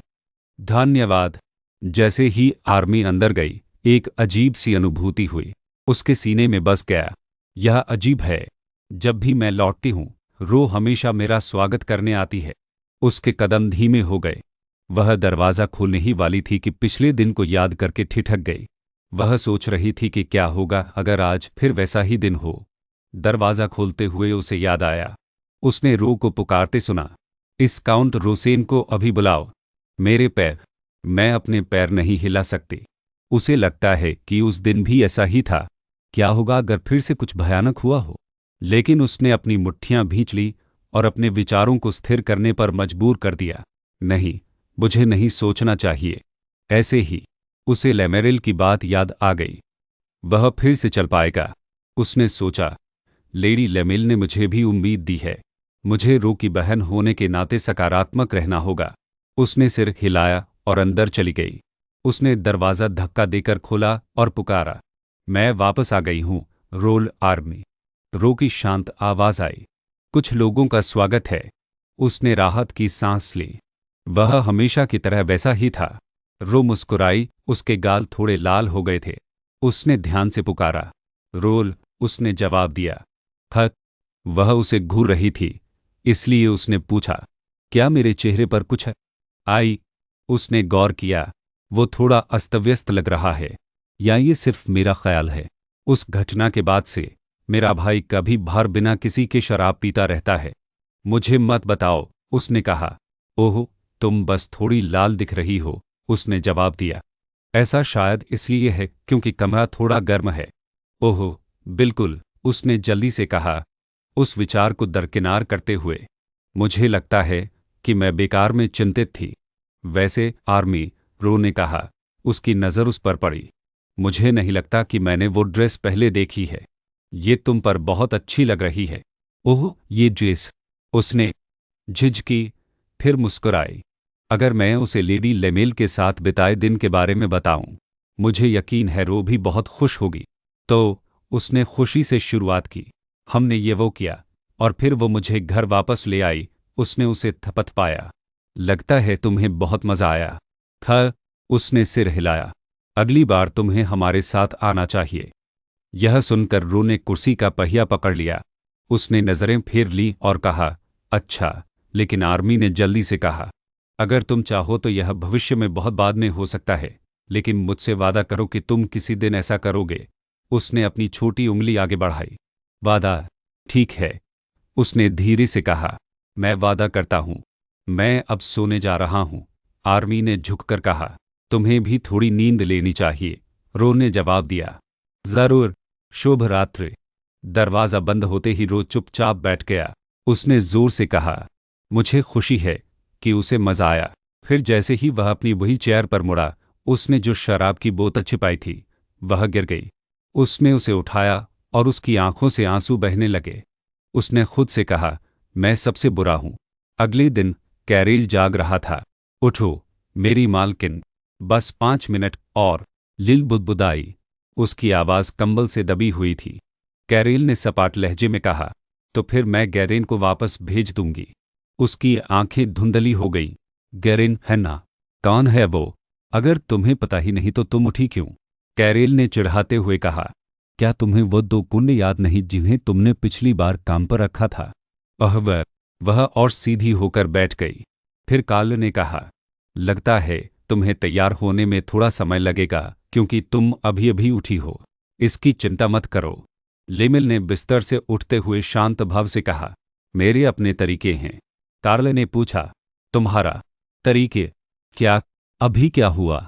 वह चौंक जाती है क्योंकि लेमल तुरंत तैयार हो जाता है। जरूर, लिल ने कहा, मत पूछो, तुम्हें चोट लग जाएगी।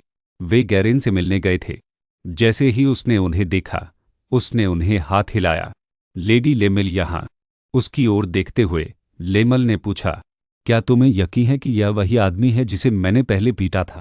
कैरेल ने संदेह से उत्तर दिया, शायद सदमे से उसकी याददाश्त चली गई है। काफी समय हो गया है मेरी लेडी। उसने खुशी से अभिवादन किया। चलो अभिवादन छोड़ देते हैं, लिल ने तेजी से कहा। तो क्या तुम्हें पता चला कि तुम्हारा असली क्लाइंट कौन था? उसने अनजान बनकर उत्तर दिया, नहीं, अभी भी कोई सुराग नहीं मिला। लेमेल का माथा फड़क उठा।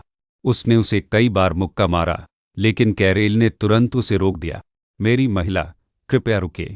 कई आंखें देख रही हैं। गैरेन ने अनुरोध किया। नहीं नहीं, मैंने वास्तव में अपना सर्वश्रेष्ठ प्रयास किया, लेकिन जब उसने हुड और मुखौटा पहना था तो आप उसकी पहचान कैसे पता लगा सकते थे? मिल ने पूछा। तो आपको कुछ पता नहीं चला? उसने उत्तर दिया, नहीं, मैं आपके लिए कुछ और लाया हूं। सच में? उसने आंखें सिकोड़ते हुए कहा। उसने उसकी ओर देखा और वह गंभीर लग रहा था। वह मुस्कुराई। बहुत बढ़िया, बताओ। उसने समझाना शुरू किया। कुछ दिन पहले गारन और गैरेन अपने क्लाइंट से मिलने गए थे। अरे गारन घबराकर फुसफुसाया, अगर क्लाइंट हमें मारने की कोशिश करे तो क्या होगा? जब हम उसे बताएंगे कि हम असफल हो गए। गारन चिंतित नहीं दिखा। उसे शायद हमारी सफलता की उम्मीद ही नहीं थी। गारन ने पूछा, तुम्हें ऐसा लगता है? गारन के जवाब देने से पहले ही उनका क्लाइंट आ पहुंचा। दोनों पर एक ठंडी सी ठंडक छा गई। वह यहाँ है। उस व्यक्ति ने उन्हें घूर कर देखा। उस आदमी का आवाज शांत और धीमी थी। तो काम कैसा रहा? हम फेल हो गए, गैरेन ने सिर झुकाते हुए कहा। हमें माफ कर दो, उस आदमी ने कहा। पहले तो कुछ नहीं, फिर हम। बैठिए, उन्होंने बात मान ली। जी सर। फिर उसने पूछा, तुम फेल क्यों हुए? वह तुम्हारे बताए हुए से ज्यादा ताकतवर थी, गैरेन ने जल्दी से कहा। हम दोनों मिलकर भी उसका मुकाबला नहीं कर सकते थे, उस आदमी ने कहा। मुझे और बताओ। हमने उसे वैसे ही धमकाने की कोशिश की जैसे तुमने कहा था, दूसरे ने आगे कहा। लेकिन जैसे ही मैंने अपनी तलवार निकाली, वह पूरी तरह बदल गई। उसकी सजगता अद्भुत थी और उसकी लड़ने की तकनीकें बेदाग थीं। उसके बाद गैरन बुदबुदाया, हम तो बस पंचिंग बैग ही थे। फिर गैरन ने कहा, अगर हम लड़ते रहते तो वह हमें मार डालती। मुवक्किल की भौहें तन गईं। लेकिन मैंने सुना है कि वह इतनी आलसी थी कि हमेशा ट्रेनिंग छोड़ देती थी। कितना अजीब है, गैरन ने कहा। यह झूठ होगा, दूसरा हकलाया। हमें यकीन है कि वह बहुत कुशल लड़ाकू है। मैं समझ गया। मुवक्किल खड़ा हो गया। चलो भूल जाते हैं, ऐसा कभी हुआ था। शुक्रिया, उन्होंने एक साथ झुककर कहा। वह व्यक्ति चला गया लेकिन दरवाजे पर रुक गया। ओह, और तुम्हें पता है कि अगर तुम किसी को इसके बारे में बताओगे तो क्या होगा, है ना? वह घबरा गया। हाँ, बिल्कुल। एक पल बाद वह आदमी परछाई में गायब हो गया। क्या वह चला गया? छक फुसफुसाया। हाँ, मुझे लगता है, गैरेन ने जवाब दिया। फिर गैरेन ने मुंह बनाया, लेकिन क्या वह आदमी बिल्कुल भी नहाता नहीं है? यार, उससे बदबू आ रही है। कोई सड़ती हुई लाश जैसी गंध कैसे ले सकता है? गैरेन ने कहा, यह महत्वपूर्ण नहीं है। जल्दी करो, हमें। उसका पीछा करते हुए वे गलियों में निकल पड़े, दूर से उसका पीछा करते हुए। जो वो रहा, एक फुसफुसाया। तभी एक और नकाबपोश दिखाई दिया। गारिन ने कहा, कोई उसकी ओर आ रहा है। उन्होंने भी हुड पहना हुआ है। वे एक दूसरे को जानते ही होंगे। क्या वे छिपने की कोशिश भी कर रहे हैं? दोनों उन आकृतियों का पीछा करते हुए एक शांत इमारत में पहुंचे और एक बंद दरवाजे के पास दुबक गए। गारिन ने पूछा, वे इस कमरे के अंदर गए थे, है ना? कर गारिन ने जवाब दिया। क्या तुम्हें लगता है कि वह पुराना गहना काम करेगा? गारिन ने एक टिन के सिक्के का इस्तेमाल किया। अंदर क्या है, यह सुनो। वे बातें कर रहे थे। उसने कहा, इस गुप्तचर यंत्र के अलावा हमारे पास और कोई चारा नहीं है। अंदर से एक दबी हुई आवाज आई। पहले व्यक्ति ने कहा, वे लेडी लिल को भगाने में नाकाम रहे। दूसरे ने जवाब दिया, सचमुच? यह तो अनपेक्षित है। क्या? गुप्तचरों ने सोचा, क्या वह काली टोपी वाला आदमी भी किसी क्लाइंट के लिए काम कर रहा है? अगर तुम मुझे दोबारा ऑर्डर दे सको, अंदर वाले आदमी ने कहा, मैं किसी और काबिल आदमी को ढूंढ लूंगा। नहीं, दूसरी आवाज ने बीच में ही टोक दिया, चलो इस मामले को अभी के लिए छोड़ देते हैं। गैरेन समझ गया, तो काली टोपी वाला आदमी यहां अधीनस्थ है। आखिर दूसरा व्यक्ति कौन हो सकता है? उस व्यक्ति ने आगे कहा, हमें वित्त मंत्रालय के विडेल पर ध्यान केंद्रित करना है। और कैन की खटखट की आवाज के कारण पहले व्यक्ति ने बीच में ही टोक दिया, जरा रुकिए। आवाज ने पोंछ दिया। गैरेन ठिठक गया। उन्होंने अचानक बात करना क्यों बंद कर दिया? क्या उन्होंने देखा कि हम चुपके से सुन रहे थे? वह जल्दी से उठा और बोला, हम जा रहे हैं। गैरेन ने पूछा, पहले ही? गैरेन घबराहट में फुसफुसाया, मुझे लगता है उन्होंने देख लिया। वे भाग गए। पहले व्यक्ति ने दरवाज़ा खोला और चारों ओर देखा। क्या बात है? दूसरी आवाज ने पूछा। उसने जवाब दिया, कुछ नहीं, मैं ज़रूर गलतफहमी में था। मुझे लगा कि मैंने दरवाजे पर किसी चीज़ की खरोंच सुनी। उसने दरवाज़ा बंद कर दिया जबकि गैरेन भाग गए। उसकी व्याख्या इस पर समाप्त हुई, ऐसा ही हुआ था। लिल ने टिप्पणी की, यह वास्तव में उपयोगी जानकारी है। बहुत बढ़िया काम। गैरेन जेल को गर्व है, वह अपने मन में सोचती है। इसलिए उन्होंने उल्लेख किया। अंत में विडेल, यह अप्रत्याशित है। जो व्यक्ति मुझे राजधानी से बाहर निकालना चाहता है, वह विडेल के बारे में भी चिंतित है। यह एहसास लामेल को ठंडी हवा के झोंके की तरह लगा। अब मुझे समझ आ गया कि वे क्या चाहते हैं। सबसे पहले उसने सोचा कि विडेल और मुझ में एक बात समान है, हम दोनों रो की मदद कर सकते हैं। दूसरे शब्दों में, यह व्यक्ति नहीं चाहता कि कोई उसकी मदद करे। क्या कहानी में कोई ऐसा था जिसे रो को काबू में रखने से कुछ हासिल होता? तो अब हमें क्या करना चाहिए? गारन ने पूछा। लिल ने पलकें झपकाईं। उसने पूछा, क्या तुम उस काले हुड वाले आदमी की खोजबीन जारी रखोगे? उससे किसी बुरे काम की बू आ रही थी। सचमुच उससे भी बुरी गंध आ रही थी। हालांकि मुझे पूरी जानकारी नहीं है। लिल ने सोचा, सच में कम से कम मुझे इतना तो पता है कि यह आदमी रोल को नुकसान पहुंचाने की कोशिश कर रहा है। तो बेहतर होगा कि उसका पता लगाया जाए और उसकी अगली चाल का पता लगाया जाए। उसने गारन पर एक और रत्न फेंका और कहा, तुम्हें अभी यह पता लगाने की जरूरत नहीं है कि वह काले हुड वाला आदमी कौन है। बस यह पता लगाओ कि वह किन अनुरोधों को पूरा कर रहा है। गारन रत्न को देखकर चमक उठा। मैं अपनी पूरी कोशिश करूंगा। फिर लमेल कहा, मुझे तुम पर भरोसा है। मैं अभी जा रही हूं। जैसे ही वह जाने के लिए मुड़ी, उसके विचारों पर एक साया छा गया। लगता है यह दुश्मन मेरे अनुमान से कहीं ज्यादा खतरनाक हो सकता है। फिर वह अपनी सराय में वापस चली गई। उसने अपने साथियों को इकट्ठा किया और पूछा, तो विस्काउंट रन से किस तरह का व्यक्ति नाराज होगा? शायद उत्तर से कोई, क्या आपको नहीं लगता? जवाब आया। उसने उत्तर से किसी से पूछा। वक्ता ने सिर हिलाया। विस्काउंट साम्राज्य में भले ही नायक हो, लेकिन हमारे दुश्मनों के लिए वह व्यावहारिक रूप से एक युद्ध दानव है। आप सही कह रहे हैं। मिल सहमत हो गई। लेकिन उसे सीधे मार डालने के बजाय उसे यूं ही परेशान क्यों किया जाए? उस व्यक्ति ने जवाब दिया, क्योंकि इससे तो मामला और उलझ जाएगा। मिल ने पूछा, कैसे? उसने समझाना शुरू किया। मान लीजिए किसी दिन विस्काउंट की हत्या हो जाती है। आपको क्या लगता है अगर यह पता चल जाए कि इसके पीछे उत्तर कोरिया का हाथ है तो क्या होगा? मिल ने अनुमान लगाया कि उनकी बदनामी होगी। उस व्यक्ति ने आगे कहा, बिल्कुल। सबसे बुरी स्थिति तो यह होगी कि वे युद्ध कर दे। उसने सवाल किया, क्या वे इस सच्चाई को छिपा नहीं सकते थे कि उन्होंने ऐसा किया है? क्यों उस पर नज़र रखने में समय बर्बाद करना? उनके खिलाफ गवाही देने वाले हर व्यक्ति को मार डालना ज्यादा आसान लगता है। उसकी साथी ने जवाब दिया, बिल्कुल नहीं। अगर वे अपनी पगडंडियों को पूरी तरह छिपा भी ले तो भी शाही दरबार अपनी जांच शुरू कर देगा। हम विस्काउंट अर्नोन की बात कर रहे हैं। उसने इशारा किया। साम्राज्य के सभी शूरवीरों को खत्म करना उनके बस की बात नहीं है। क्यों नहीं? लील ने सोचते हुए बुदबुदाया। उसने जवाब दिया, खलनायकों जैसी बातें करना बंद करो। इसलिए उसे मारने के बजाय उसने यह निष्कर्ष निकाला कि वे उसे अलग थलग करना चाहते हैं। उसने कहा, ठीक है, बेहतर होगा कि हम उसका पीछा तब तक करते रहें जब तक वह खुद ही टूट न जाए। लिल गहरी सोच में पड़ गई। हम तो ये लोग एक ऐसा समूह हैं जिनके पास वित्त मंत्रालय पर दबाव डालने की काफ़ी ताकत है, लेकिन वे सिर्फ रो को अलग थलग करना चाहते हैं। उसने अपने नाखून चबाए। आखिर ये कमीने कौन हो सकते हैं? तभी काल ने आवाज़ लगाई, मेरी औरत। क्या? चक्की थोड़ी सी हिली। क्या तुम्हें कुछ पता है? उसने जवाब दिया, नहीं, मैं बस सोच रही थी कि क्या तुम आज दोपहर फिर से प्रपोज करने वाली बात भूल गई थी? अरे चलो, वो कराह उठी।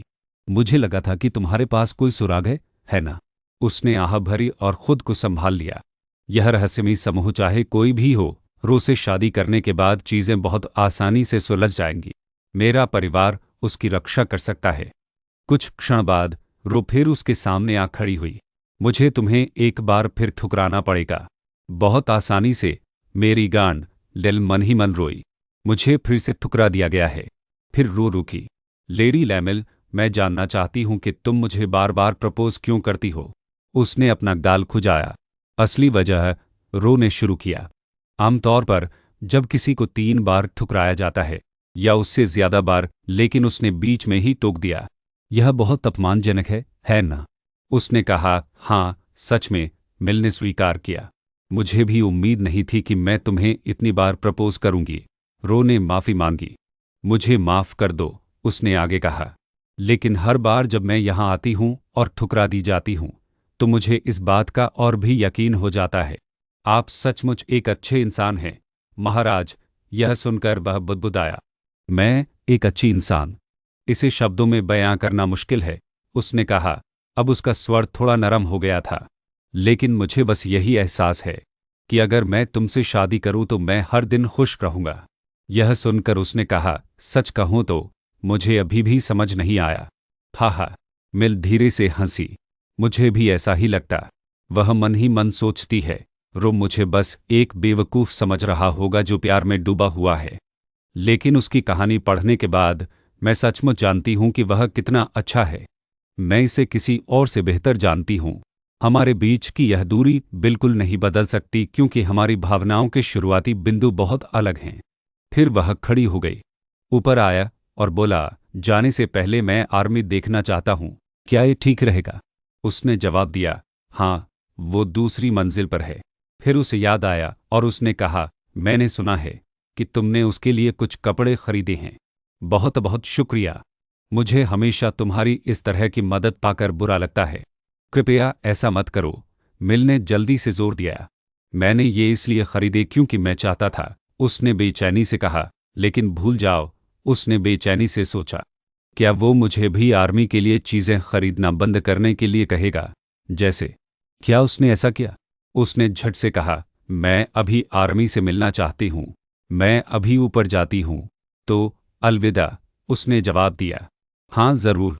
बिना एक पल भी गंवाए वह यह कहते हुए भाग गई, अगर आप मुझे माफ़ करें। तो उसके जाने के बाद उसने ज़ोर से कहा, मैं उसे पूछने वाला था कि क्या मैं अगली बार उसके साथ आ सकता हूँ। कोई बात नहीं। अच्छा हुआ कि मैंने पूछा ही नहीं। मैं चाहे जितना भी सोचूं, वह मेरे लिए बहुत अच्छी है। वह आर्मी के कमरे में गई और दरवाज़ा खोला। आर्मी, मैं आ गई, लेडी लामिल। आर्मी ने प्रसन्नतापूर्वक अभिवादन किया। लैन ने पूछा, कैसी हो? बहुत बढ़िया, आर्मी मुस्कुराई। फिर लामेल ने पूछा, वैसे आर्मी? उसने जवाब दिया। हाँ, लामेल ने उसके गाल पर हाथ फेरते हुए पूछा, तुमने वह ड्रेस क्यों नहीं पहनी जो मैंने तुम्हारे लिए खरीदी थी? वह हिचकिचाई। ओह, अच्छा, लिल ने पूछा, क्या क्या तुमने कल उनमें से एक पहनी थी? नहीं, आर्मी ने स्वीकार किया, आंखें नीची करके। मैं उन्हें नहीं पहन सकती क्योंकि वे बहुत कीमती हैं। क्या ऐसा है? लिल ने थोड़ा निराश होकर उत्तर दिया। इससे मुझे दुख होता है, उसने पूछा। क्या तम देखो, मिल ने सहजता से कहा, हम क्लाउड परिवार में चीज़ों का कितना उपयोग करते हैं, यह दिखाने की हमारी परंपरा है। हम इसे शिष्टाचार मानते हैं। यह झूठ था, मुझे नहीं पता था, आर्मी ने चौंक कर कहा। अब से मैं इन्हें अक्सर पहनूंगी। बढ़िया, मिल के चेहरे पर चमक आ गई।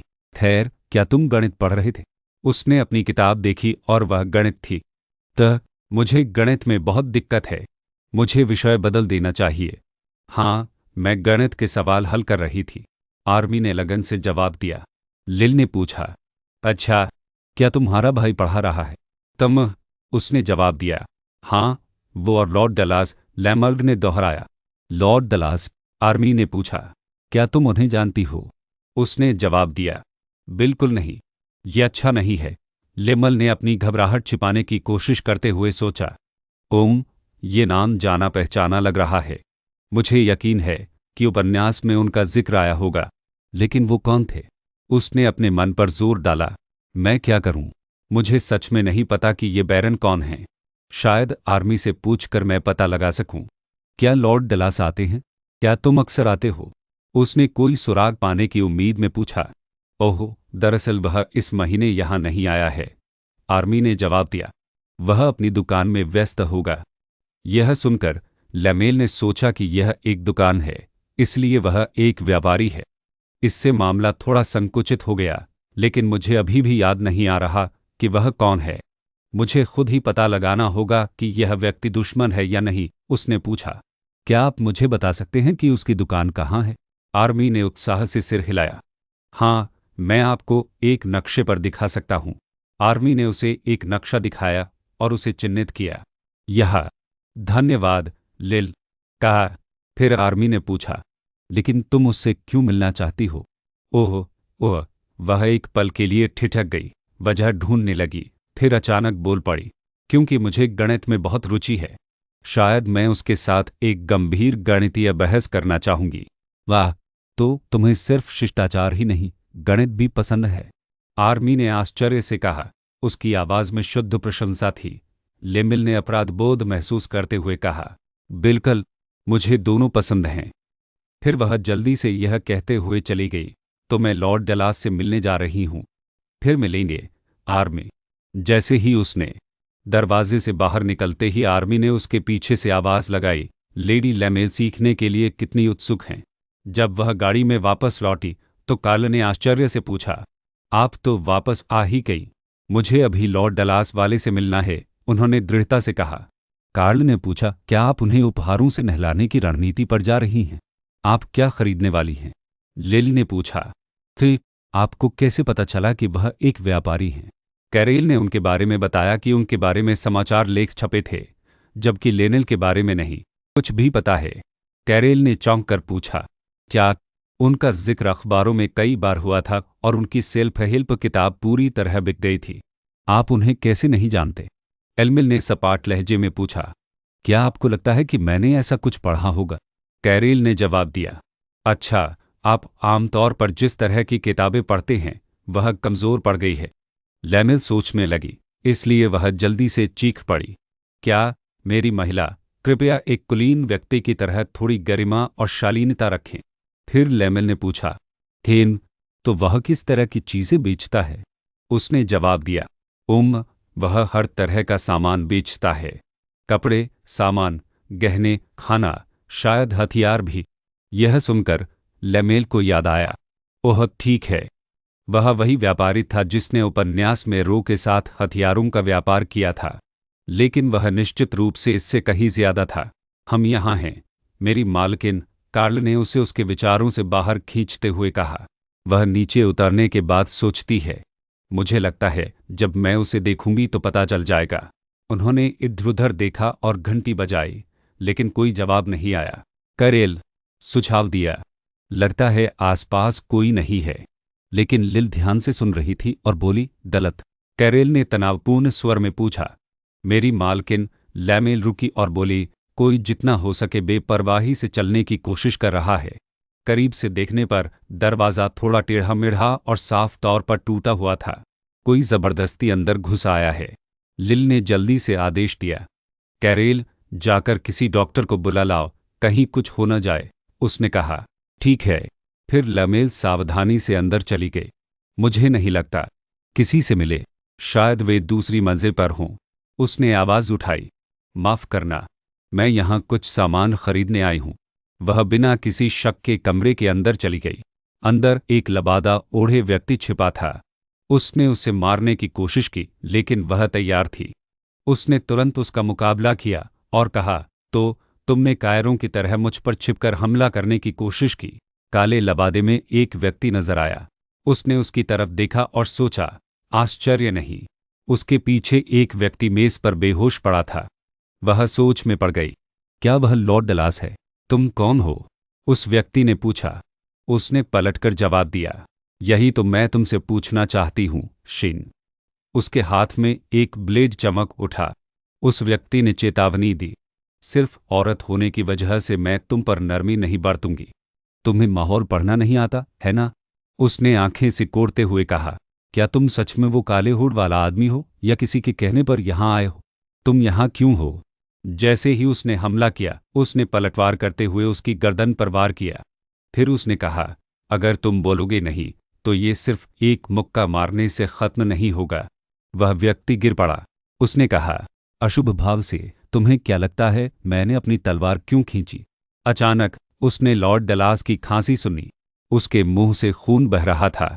उसे विचलित देखकर लबादाधारी व्यक्ति खिड़की की ओर भागा और वहां से कूद गया। अरे, वहीं रुक जाओ! वह चिल्लाई और भाग गया। खिड़की पर खड़ी लेमो ने अपने दो विकल्प देखे। धिक्कार है, अगर मैं अभी उसके पीछे जाऊं तो मैं उसे पकड़ सकती हूं, लेकिन बैरन खतरे में पड़ सकता है। वह दुविधा में पड़ गई।